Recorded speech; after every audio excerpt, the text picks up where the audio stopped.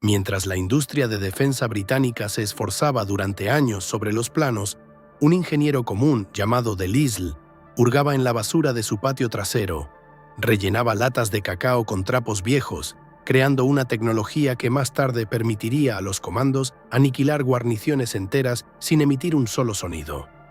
Todo el secreto del legendario carabina comenzó con una simple sed de sangre de roedores. Delisle estaba obsesionado con la caza sigilosa. Durante años eliminó conejos en su jardín utilizando silenciadores caseros hechos con chatarra. Cuando adaptó su lata de chocolate a un rifle de calibre .22 para niños, el disparo resultó más silencioso que un aplauso.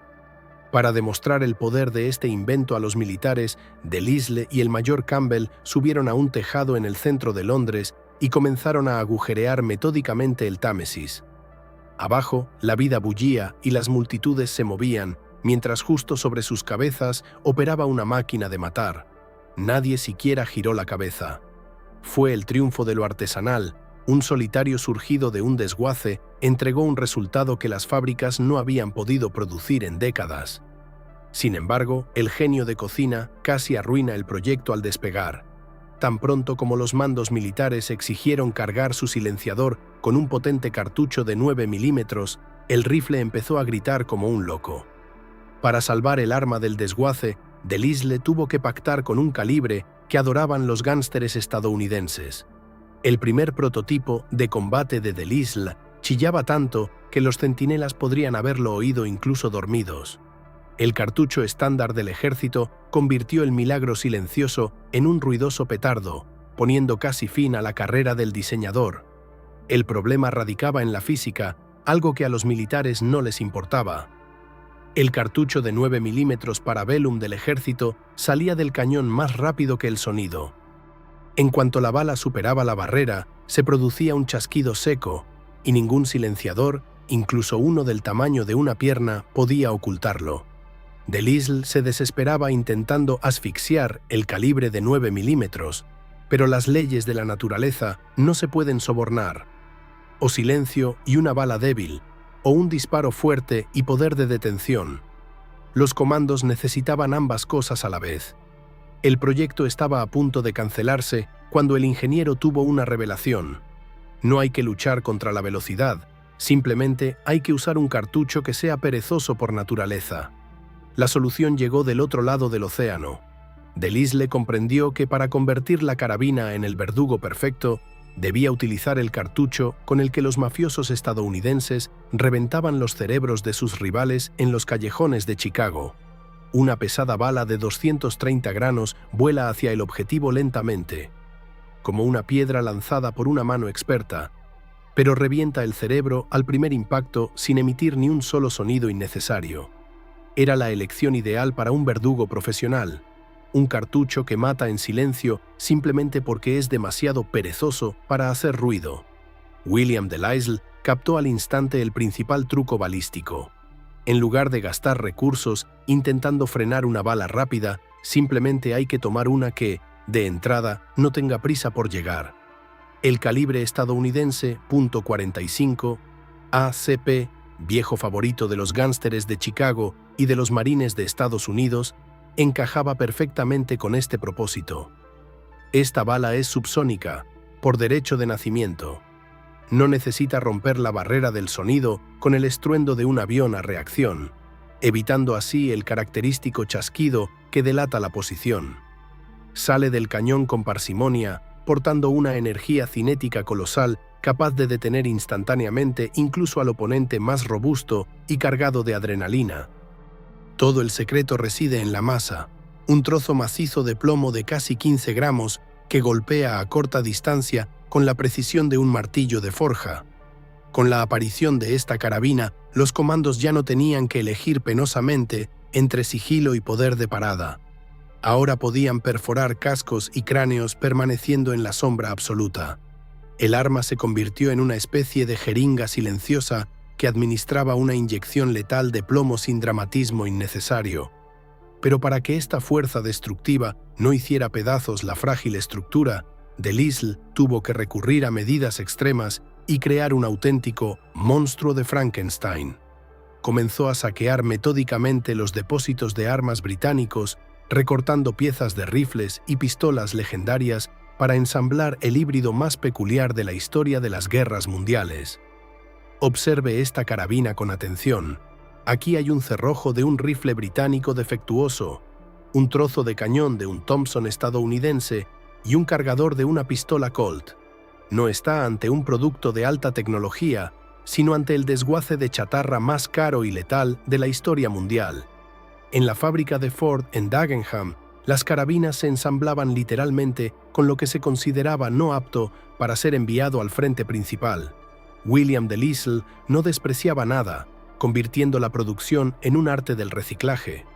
El grupo del cerrojo se tomó del viejo y confiable rifle Lee Enfield, pero fue sometido a una ejecución implacable.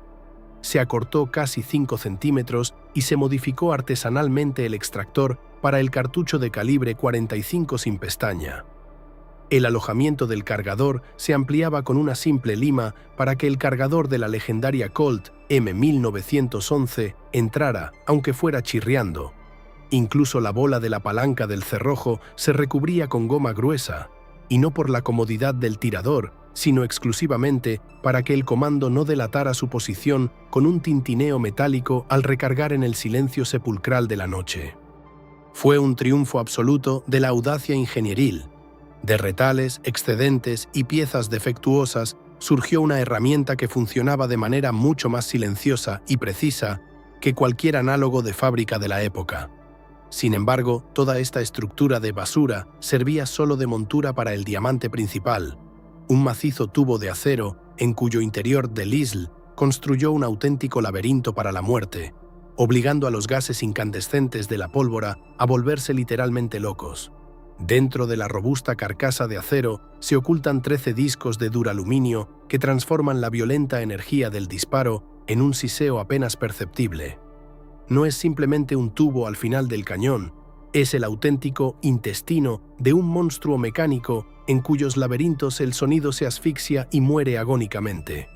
El silenciador integrado del de Lisle es una muestra de locura ingenieril por la que hoy los coleccionistas están dispuestos a pagar fortunas en subastas privadas.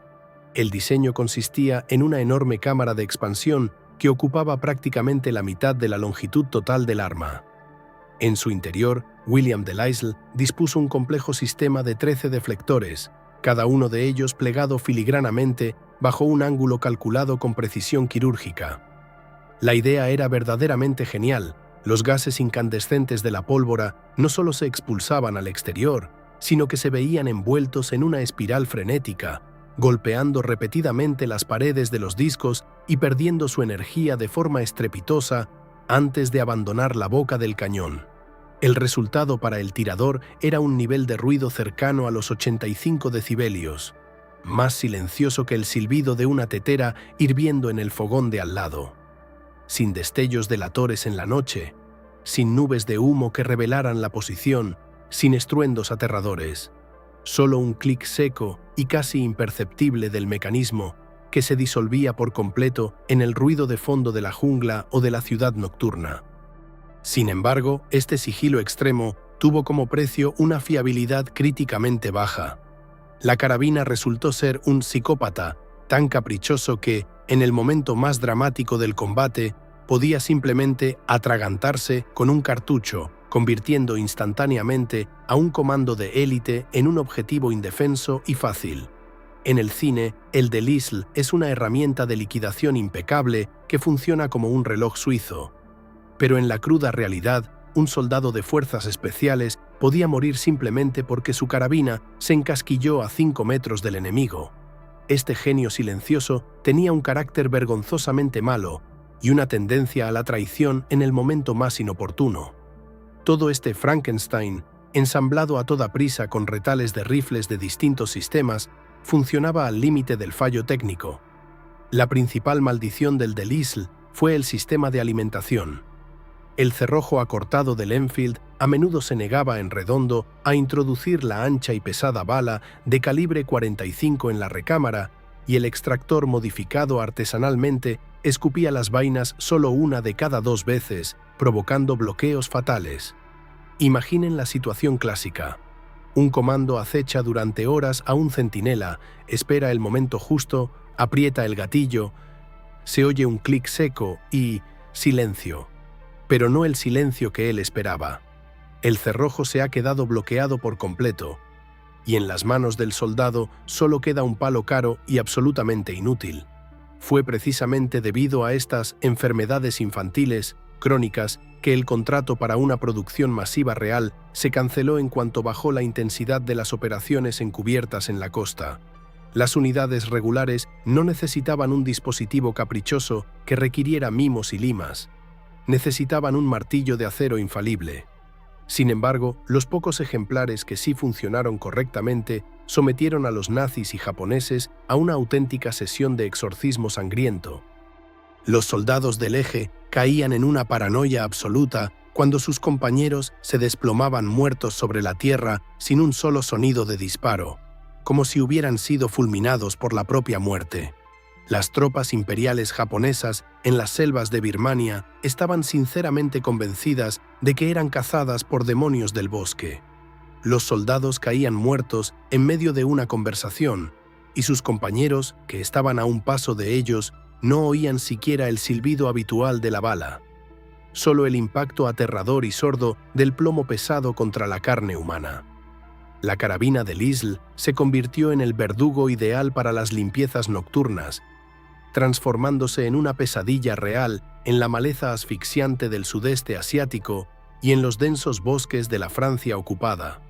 Su ínfima tirada, apenas unos 130 ejemplares, elevó instantáneamente esta arma al estatus de artefacto mítico.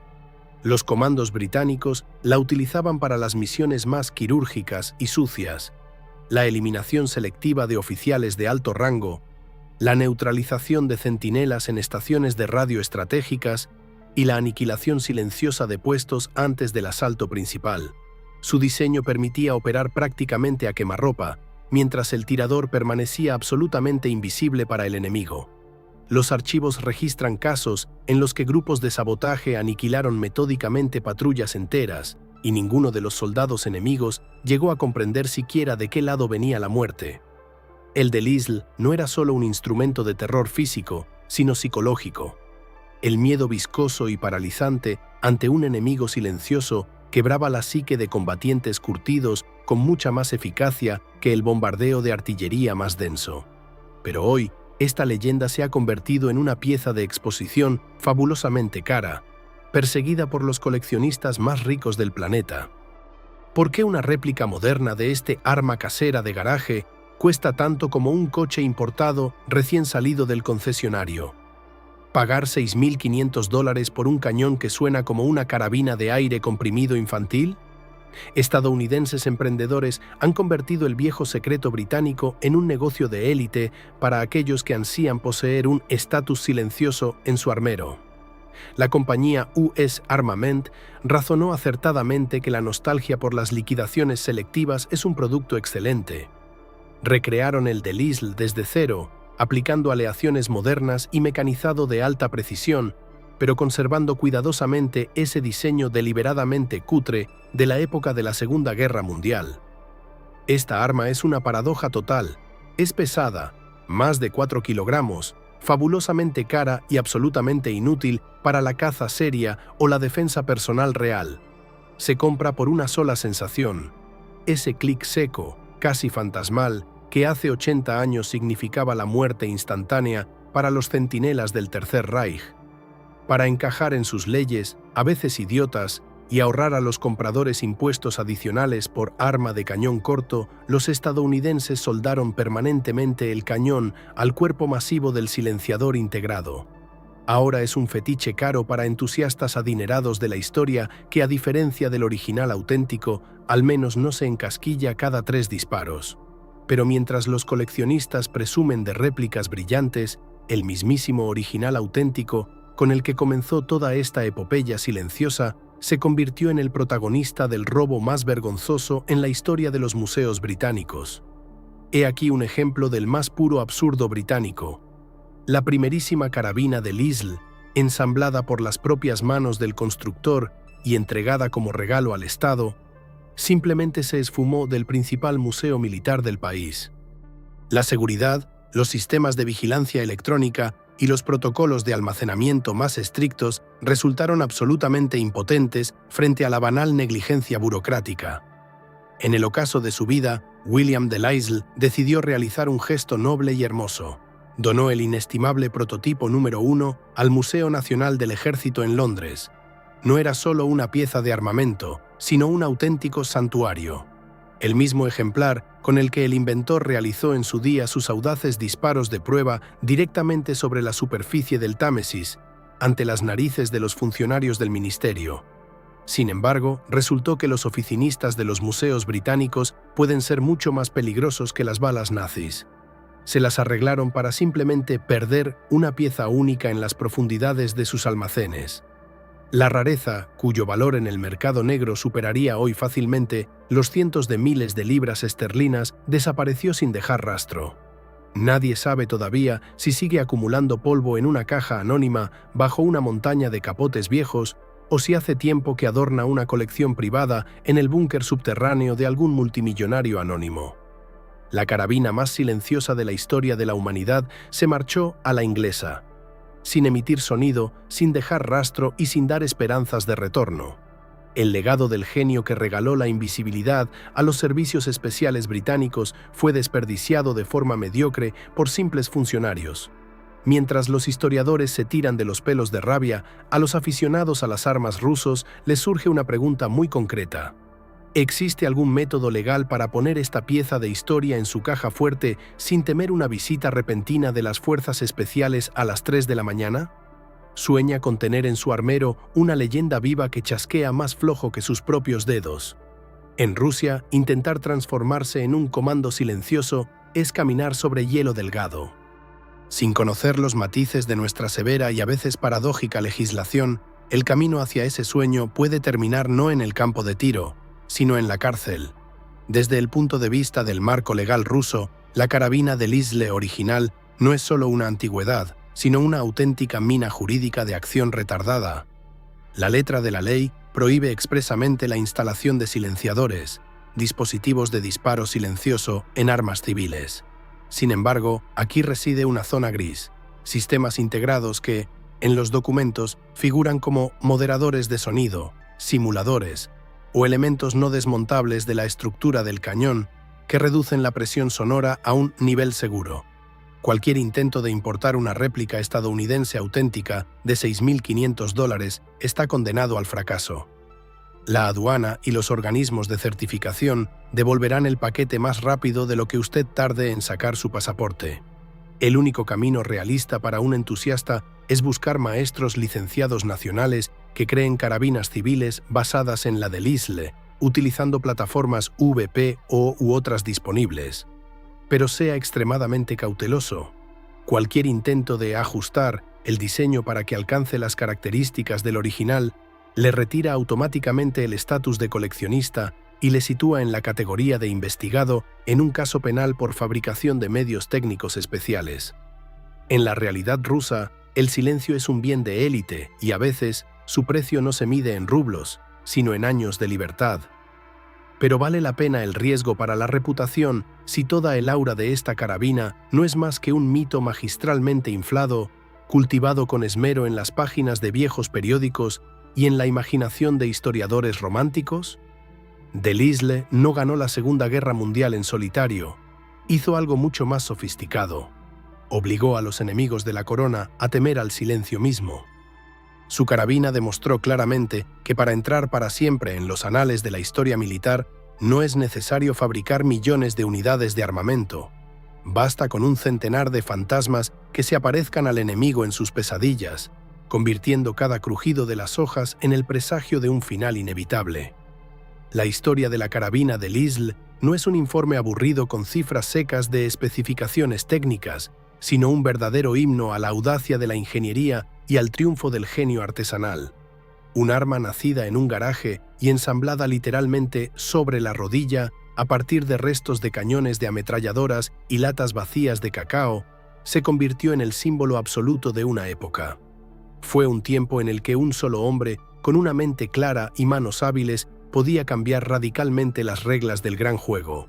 Sí, el de Lisle era caprichoso.